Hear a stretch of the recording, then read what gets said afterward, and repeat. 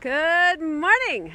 Hey everybody, it's Ann O'Connor with Metamorphics, and I'm here with you. I'm here at the tree by the lake this morning here in Minneapolis, and I'm happy to be here with you. It's about 27 degrees here in Minneapolis. And in the Midwest, 27 degrees is kind of balmy. So, you see people walking around the lake. Some of them have no hats on. Okay, I have no hat on, but that's just because I'm vain and I'm doing a Facebook Live. I will have my hat on as soon as we're done. Anyway, it's Minnesota, and Minnesota, we don't need no stinking coats. I do, but there you have it. So, anyway, you all, I'm here today, and I hope you are with me too. Finally, I can figure out how to say hi to you. So if you're here, I'll actually try to say hello.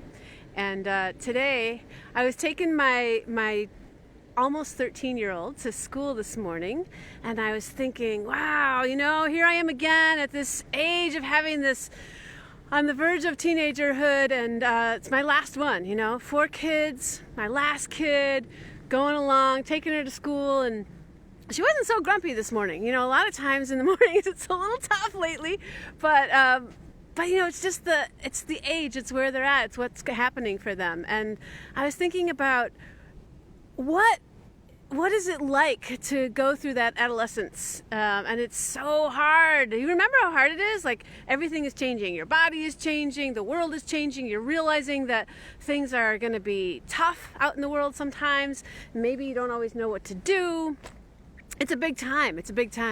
And so I was thinking about how we get through it as parents and how we get through it as people. How do we support each other when, our relationships get challenging? And they often do when we're talking about teenagers.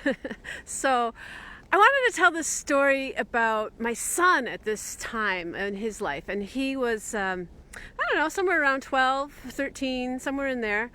And he was having a hard time. He was having a tough time. And one day he went up to his bedroom and he was just pissed off. I don't remember what was happening, right? As so many of these things are, they're big in the moment and then they fade away. But at this particular time, he went upstairs to his bedroom. He had his bedroom by himself at this point, and he took a whole bunch of paints, just regular paints for painting pictures and pastels. No, they weren't pastels. What are they? Just regular paints. And he took them, bottles, shook them up, and he Jasper John style, he whipped them all around his bedroom. And so his bedroom was complete, all the walls, the bed, everything in his room, mostly on the walls, but paint spattered. Everything was paint spattered. Big walls full of different kinds of colors. It looked like chaos. It looked like madness. And I remember, I didn't know what he was doing. And I remember walking into his room, and he wasn't there. And I remember walking into his room, this was later, and thinking, oh shit, really? This is what he's doing. And I remember being angry, and I remember being like, what are you doing? This is crazy. Yeah. And so I had all these feelings about it that I had to deal with, and I didn't want to deal with him because something was going on with this kid. And I thought, well, okay. So I calmed myself down. I probably talked to some friends and talked to people who could handle my wrath. And then I went to him and I was like, so what's up with this? What are you thinking here? And he didn't have a lot to say about it. He didn't really know, he had done it and that's what he did. And I said, well, this is your new room now. So I hope you like it. And I'm just thinking back in that there's a lot of ways. He did have that room that way for a long time. Oh, hi, dog. Look, I have a friend here. Can you see? Hey, buddy. Hi, buddy. Hi. So this is the great thing about being out at the lake, right? You get to say hi to dogs. Anyway, what was I saying? All right, very cute dog. My girl would be very happy to play with that dog. So a little distracted, sorry about that. But the point is that our kids, our lovers, our friends, our people, they're gonna all do crazy shit sometimes. And our job is not to fix that for them. Our job is not to punish them for it. Our job isn't to, make it better for them necessarily, except for by being with them, standing with them. And, oh, you can't really see me, can you? There, is that better? So what I wanted to get to today is we have to let the people we love be who they are, not who we want them to be. In that moment, I really didn't want my kid to, trash his room, but he did. And for whatever reason, he was having a hard time. My job was to stand by him and to say, hey, you know what? This maybe wasn't the best way to be pissed off, but now you get to live with that. And he was okay with that, whether he was or not. He needed to live with what he'd done. So it wasn't my job to fix it for him. My job was to say, I love you. I am so sorry that you've got some heavy stuff going on and that this is one of the ways that you're acting out about it. There were some other ways that he was acting out about it that were really intense and really hard. And they broke my heart, really. Continue to break my heart sometimes.